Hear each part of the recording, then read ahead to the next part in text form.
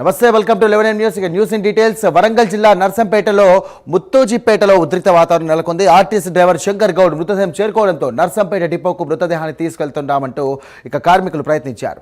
పోలీసులు వారిని అడ్డుకున్నారు. మరోవైపు ఉద్రిక్త పరిస్థితులు కూడా పెరగకుండా పోలీసులు భారీగా మోహరించారు.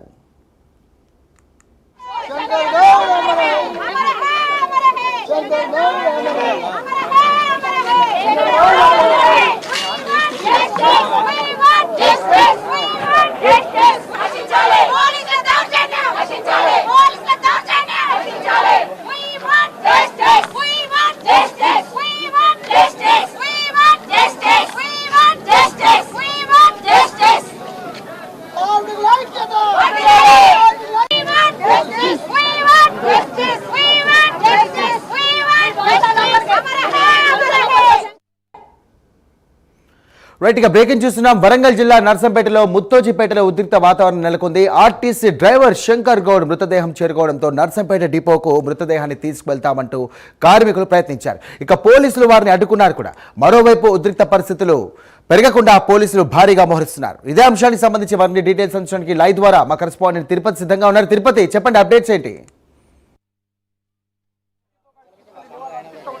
సాయి, నర్సంపేట మండలం ముత్తోజిపేట గ్రామంలో ఒక హైటెన్షన్ వాతావరణం కనిపిస్తూ ఉంది. శంకర్ గౌడ్ను నర్సంపేట డిపో దగ్గరికి తరలించాలని తోటి కార్మికులు, వివిధ రాజకీయ పార్టీ నేతలంతా కూడా భీష్మించుకుని కూర్చొని ఆందోళన కార్యక్రమాన్ని కొనసాగించినటువంటి పరిస్థితి మనం విజువల్లో చూసినాం. శంకర్ గౌడ్ ఇంటి ముందు బీఆర్ఎస్ పార్టీ నేతలు కావచ్చు, తోటి కార్మికులంతా కూడా తప్పకుండా న్యాయం చేయాలని డిమాండ్ వ్యక్తం చేస్తూ ఇక్కడ నిరసన కార్యక్రమాన్ని ఆందోళన కొనసాగిస్తారు. శంకర్ గౌడ్ను ఆర్టీసీ డిపో దగ్గర తీసుకెళ్లి ఆత్మ శాంతి కలిగేలా నివాళులు అర్పించకుండా పోలీసులు అత్యుత్సాహంగా ప్రదర్శిస్తున్నట్టు కూడా తోటి మహిళా కార్మికులు, మాజీ మంత్రి సత్యవతి రాథోడ్ కూడా ఇక్కడ బైఠాయించి ఒక నిరసన వ్యక్తం చేసినటువంటి పరిస్థితి. ఒకసారి మేడంతో మాట్లాడదాం. మేడం, ఎట్లా చూస్తారు? ఆర్టీసీలు సమ్మె 2 రోజుల నుంచి కొనసాగుతుంది. ఈ శంకర్ గౌడ్ ఆత్మహత్య చేసుకుని చనిపోయింది కదా, ఏం చెప్తారు? ఎటువంటి పరిస్థితులు తెలంగాణలో?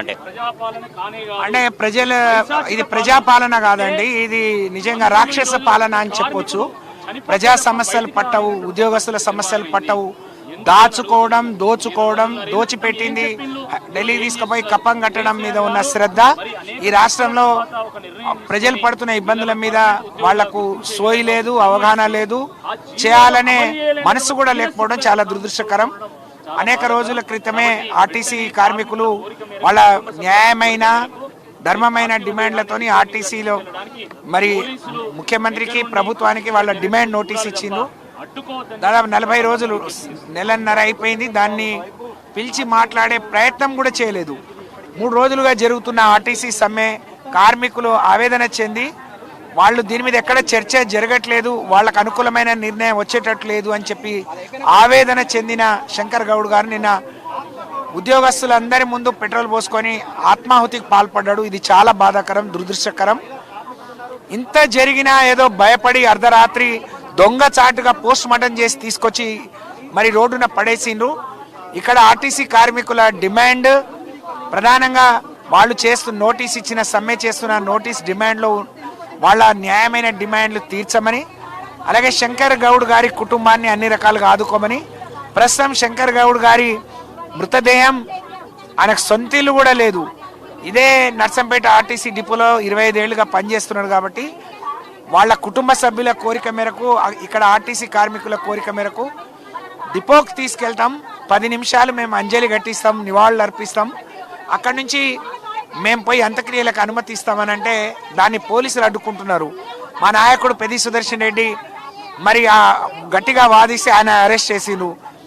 మరి పోలీసులకు నేను కూడా డీసీపీ రాజ్ మహేందర్ నాయక్ గారితో మాట్లాడాను. మాకు అనుమతులు లేవు, ఆయన సిపితోని మాట్లాడితే అనుమతి ఇవ్వద్దు అని చెప్తున్నాడు. ఇది చాలా దుర్మార్గం. ఒక అందరూ సమానం, అందరి ప్రాణాలు సమానమే. ఒక కానిస్టేబుల్ చనిపోతే మీరు అధికార లాంఛనాలతోనే అంత్యక్రియలు చేస్తారు. ఒక ఆర్టీసీ కార్మికులు ఇన్నేళ్లు మరి జాతికి సేవ చేసినటువంటి వ్యక్తి చనిపోతే ఇంత దుర్మార్గంగా కనీసం కూడా మరి ఆయన డెడ్ బాడీకి కూడా గౌరవం ఇవ్వకుండా రోడ్డున కట్టి పడేసిండ్రు. ఇది చాలా బాధాకరం. ఆ కుటుంబాన్ని అన్ని రకాలుగా ఆదుకోవాలి. ముఖ్యమంత్రి గారు ఇప్పటికైనా ఒక ప్రెస్ మీట్ పెట్టి ఏం చేయబోతున్నారు, ఏం జరగబోతుంది, ఇప్పటికైనా ఆర్టీసీ కార్మికులకు నమ్మకాన్ని, విశ్వాసాన్ని కలిగించే విధంగా వాళ్ళు ఇప్పటికే నిర్ణయం ప్రకటించాలి. రవాణా శాఖ మంత్రిని ఇక్కడికి పంపించి వాళ్ళ న్యాయమైన డిమాండ్ల మీద వాళ్ళకు మరి ఒక హామీ ఇప్పియాలని చెప్పి నేను డిమాండ్ చేస్తా ఉన్నాను.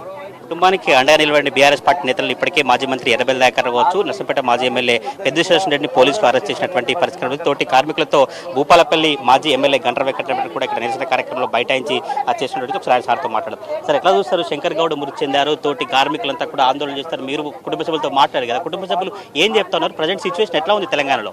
కుటుంబ సభ్యుల ప్రధాన డిమాండ్ ఏంటంటే వారి యొక్క బాడీ శంకర్ గౌడ్ గారి యొక్క దేహాన్ని అక్కడ తీసుకెళ్లి అక్కడ అంజలి గట్టించి తీసుకొస్తే మేము అంత్యక్రియలు చేసుకుంటామని చెప్తున్నారు.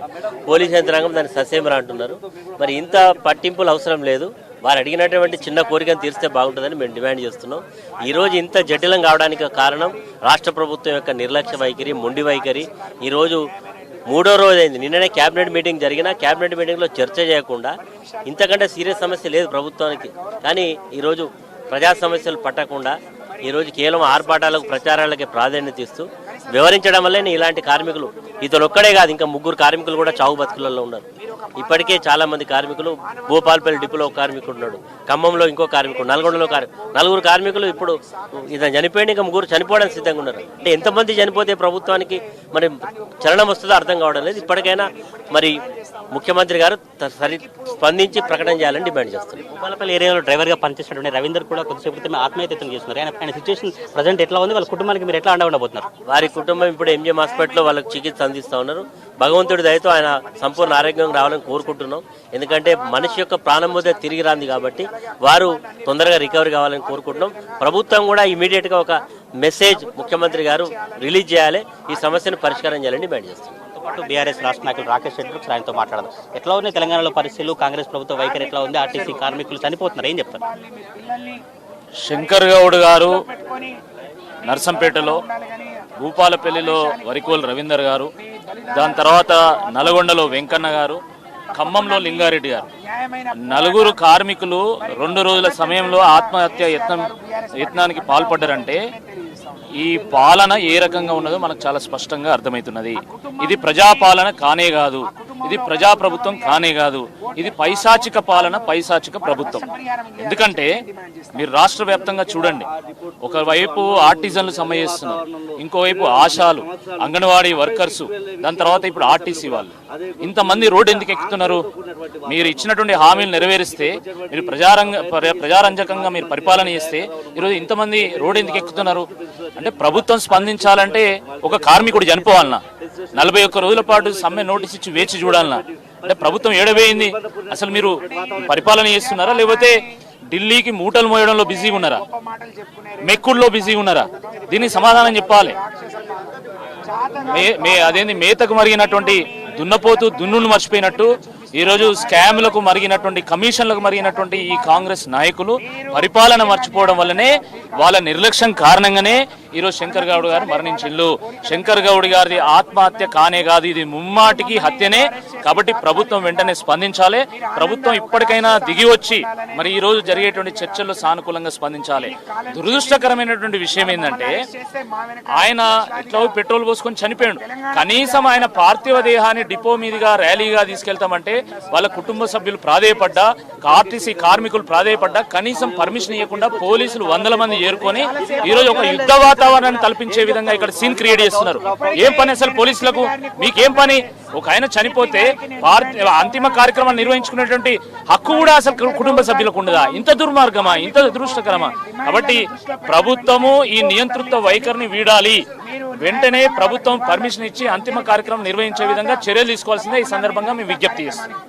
బీఆర్ఎస్ పార్టీ నేతల అభిప్రాయం అయితే ప్రభుత్వ వైఖరి అంతా కూడా కరెక్ట్ కాదు, ఇప్పటికైనా ప్రభుత్వ వైఖరి మార్చుకొని తప్పకుండా శంకర్ గౌడ్ కుటుంబానికి న్యాయం చేయాలన్న డిమాండ్ అయితే కుటుంబ సభ్యులు వ్యక్తం చేసినటువంటి పరిస్థితులు కనబడుతుంది. కుటుంబ సభ్యులు కూడా కన్నీరు మున్నీరుగా వెలిపించినటువంటి దృశ్యాలు కనిపిస్తున్నాయి. కుటుంబ సభ్యులు కూడా పూర్తిగా ఇక్కడ కన్నీరు మున్నీరుగా విలపిస్తూ తప్పకుండా కుటుంబానికి న్యాయం చేయాలన్నటువంటి డిమాండ్ అయితే వ్యక్తమవుతున్నటువంటి సిచ్యువేషన్ కనిపిస్తూ ఉంది. కుటుంబ సభ్యులతో ఒకసారి మాట్లాడేటువంటి ప్రయత్నం చేద్దాం.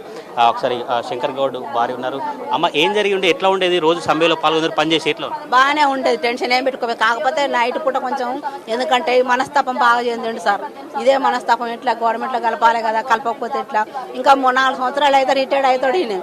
అయినా కూడా అదే టెన్షన్, వాళ్ళని గెలిపియాలి, మన గవర్నమెంట్లో కలపాలి, అదే టెన్షన్ తప్పించడానికి ఇంకో టెన్షనే లేదు సార్. మనస్తాపంకి ఇది ఒక్కటే ఉన్నది, ఆయనకి ఏం లేదు. ఇంటికాడ కూడా మంచిగానే నిమ్మలంగానే ఉంటాడు, లొల్లి పెట్టుకోడు, మంచిగా అన్నం తింటాడు, టైంకు డ్యూటీ చేసుకుంటాడు, మంచిగా ఉంటాడు. కానీ ఈ ఆర్టీసీ కార్మికుల గురించి టెన్షన్ బాగా పట్టుకున్నాడు సార్. వాళ్ళ గురించే ఇంత ఘోరం చేసుకున్నాడు ఆయన.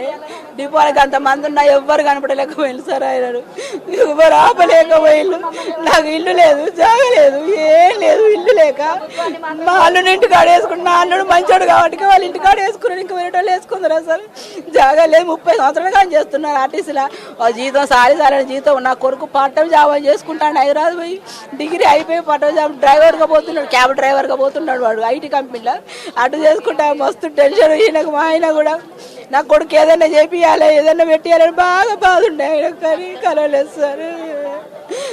గవర్నమెంట్ కూతురు ఒకసారి మాట్లాడదు. అమ్మ ఎట్లా ఉండేది మీ నాన్న ఆర్టీసీ సమ్మె చేసినప్పుడు ఎట్లా పాలు నిన్న మొన్న ఏం చెప్పింది మీ నాన్న మీతో? మాకేం చెప్పలేదండి. సమ్మె జరుగుతుందనే సమ్మె దగ్గరికి వెళ్తున్నాడంట మమ్మీ చెప్పింది నాకు.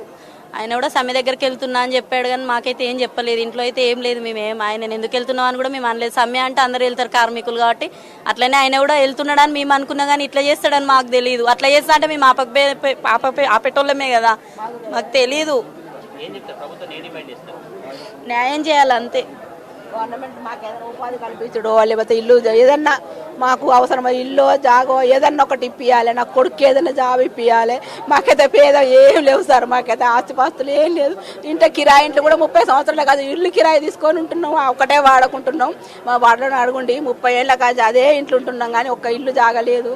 నాకు ఏదన్నా సహాయం చేయాలి గవర్నమెంట్, ఇంత తప్పించి మాకే కోరికలు లేవు సార్. కొడుకులు ఒకసారి మాట్లాడదు. ఎట్లా ఉండదు మీ డాడీ ఏం చెప్పిండు, ఎందుకు ఇంత ఆత్మహత్యలు పాల్పడ్డాడు, చనిపోయిండు? నాకు బ్రీతింగ్ వస్తుంది, నేను మాట్లాడలేకపోతున్నా, నాకు బ్రీతింగ్ అవట్లేదు. కుటుంబ సభ్యులు కూడా తీవ్ర ఆవేదన వ్యక్తం చేసినటువంటి పరిస్థితి కనబడుతుంది. చాలా చురుకుగా ఆర్టీసీ సమ్మెలో పాల్గొని ఆర్టీసీ డ్రైవర్గా విధులు నిర్వహించేటువంటి శంకర్ గౌడ్ ఇలా మృతి చెందడం చాలా బాధాకరం అంటూ కూడా బీఆర్ఎస్ పార్టీ నేతలు కావచ్చు, మిగతా సంబంధించిన తోటి కార్మికులు అయితే అభిప్రాయాన్ని వ్యక్తం చేసినటువంటి పరిస్థితి కనబడుతుంది. ముత్తోజిపేట గ్రామంలో మాత్రం ఒక హైటెన్షన్ వాతావరణం కనిపిస్తోంది. ఉదయం నుంచి కూడా తోటి కార్మికులు కావచ్చు, బీఆర్ఎస్ పార్టీ నేతలు, వివిధ రాజకీయ పార్టీ నేతలంతా ఇక్కడికి చేరుకొని శంకర్ గౌడ్ మృతదేహాన్ని ఆర్టీసీ డిపో దగ్గరికి తీసుకెళ్లి అక్కడ నివాళులు అర్పిస్తేనే ఆయన ఆత్మకు శాంతి కలుగుతున్నట్టు కూడా కార్మికులు ఉదయం నుంచి డిమాండ్ వ్యక్తం చేస్తూ ఇంటి ముందు ఒక ఆందోళన కార్యక్రమాన్ని కొనసాగినటువంటి సిచ్యువేషన్ కనిపిస్తా ఉంది. సాయి తిరుపతి